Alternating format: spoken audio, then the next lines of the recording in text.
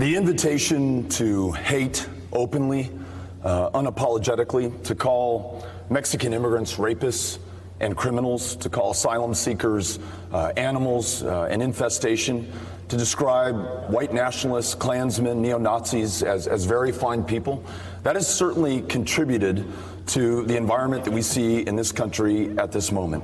The challenge, though, is not to assess blame, but to try to lead by example. We are more than the President of the United States, the current occupant of the White House. I know that from traveling the state and finding Republicans who may have voted for Trump who don't approve of this kind of behavior, this kind of rhetoric. It's one of the Senate races that have caught the nation's attention. Beto O'Rourke still hanging on this afternoon in his fight against Ted Cruz of Texas. Polling released today has Senator Cruz maintaining a tight lead.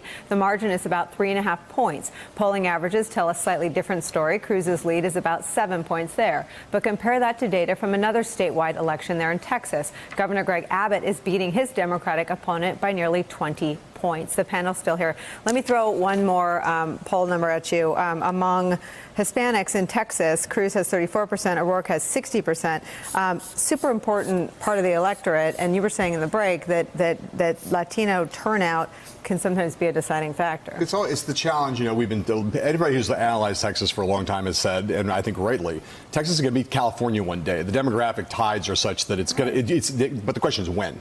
And we've now seen successive cycles where everybody has predicted, in going back now 4 or 5 cycles, this is finally the one Texas is going to turn blue.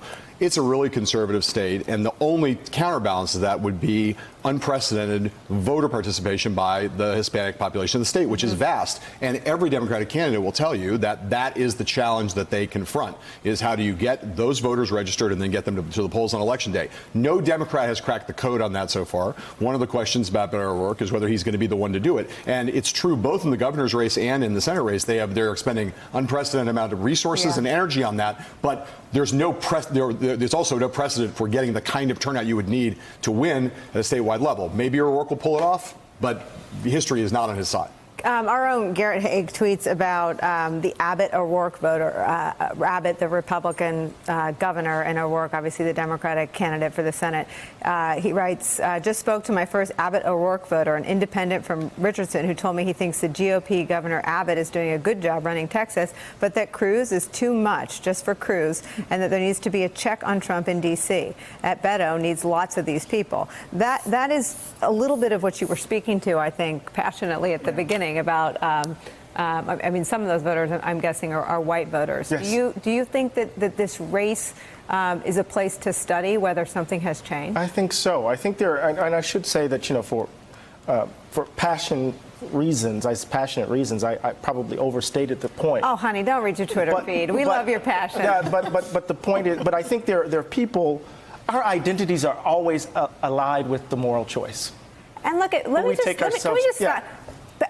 We all know people, I'm sure, who are on the list of the pipe bomber. Passion defines this moment in American politics, and if this is a conversation about American politics, if it didn't have passion, it wouldn't be real. Yeah, that's absolutely true. And I think we're all having to face a choice about who we take ourselves to be.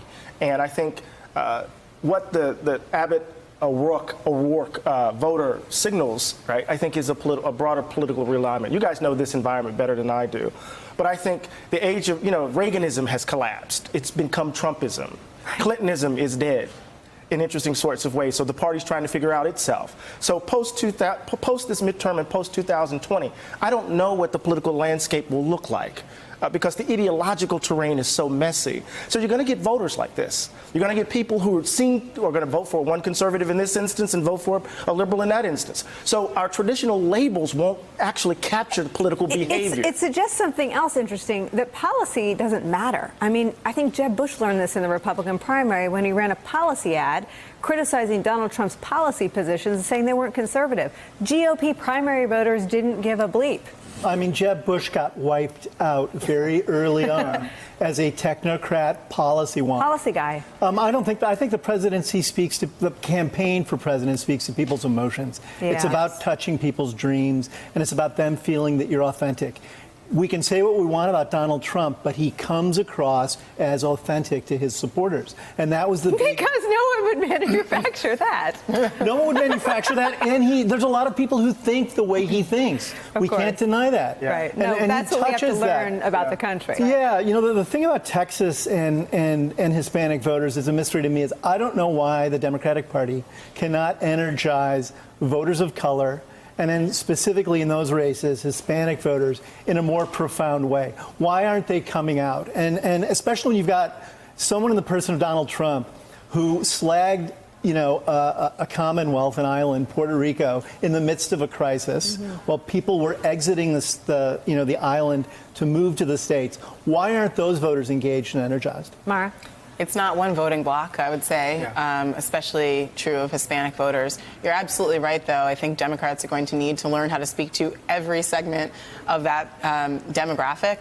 And, you know, Beto And might find be the onto common something. bonds. That's right. Well, That's right. Republicans should too. I mean, Yeah, of course. they're down the rabbit hole with Donald Trump, Of course. but that's In order every to win. candidate that wants to Right. win and that wants to then go on and govern effectively. Hey there, I'm Chris Hayes from MSNBC. Thanks for watching MSNBC on YouTube. If you want to keep up to date with the videos we're putting out, you can click subscribe just below me or click over on this list to see lots of other great videos.